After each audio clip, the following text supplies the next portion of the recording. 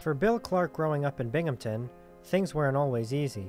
My dad died when I was a young boy, and my mom suffered from lots of illness, so we didn't have much money. But Clark didn't let these hardships stop him from accomplishing his goals. The economic situation made me very hungry, that's for sure. Hungry and strong.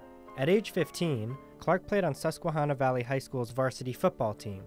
During a training session one day at the local gym, Clark was approached by state record-holding weightlifter Joe Gazdik, who saw his potential. That summer, Clark went down to the legendary York Barbell team in Pennsylvania.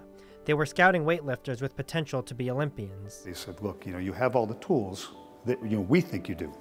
So would you want to join our team? And if you do, you can't play football anymore. Clark took the risk and quit football for this new sport. The transition wasn't easy. When I started Olympic weightlifting, I had to relearn all these new techniques, and they wouldn't let me do anything other than a broomstick. That was to perfect his technique. Clark was training 3 to 4 hours a day. Between us and now anybody else is going to be watching, I would go home and cheat. I would be lifting weights at home. This paid off in 1986 when he found out he would be a member of the Olympic national squad and was headed to the Olympic Training Center to join Team USA.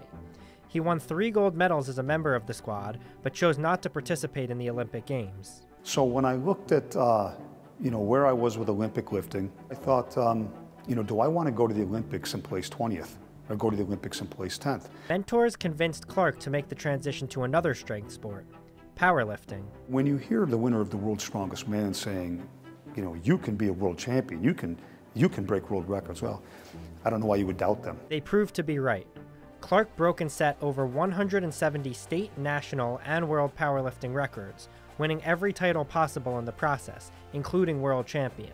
After over a decade and with his career winding down, the same mentor who encouraged Clark to go into powerlifting, Don Reinhout, suggested a new way for Clark to showcase his strength. Don said, Bill, why don't you do the Guinness World Records? There's all kinds of feats of strength out there. When he found out that there was a Guinness World Record for a stunt that he already did, ripping license plates, Clark was in. I contacted the county clerk, Joe Mahalko, and I said, is there a chance I can get some license plates? And he said, for what? He must have thought I was nuts when I told him to rip them. He went on to set a new record, ripping 23 license plates in a minute, and spoke with Fox 40 after the feat. To be able to give back to the community, this is where I grew up.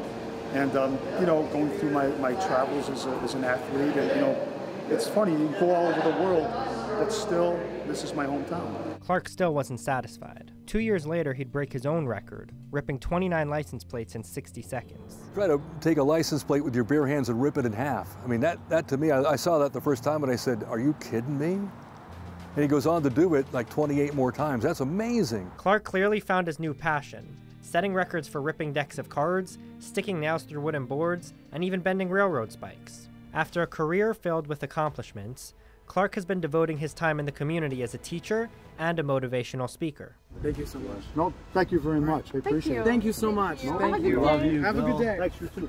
If you're blessed enough to get to some place where people want to be, once you get there, it's not a bad idea to reach down and help them do the same. It shows that if you believe in yourself, if you work very hard, you can accomplish almost endless things. The words that pop up in my mind is something that's I don't even think used that much, is a role model.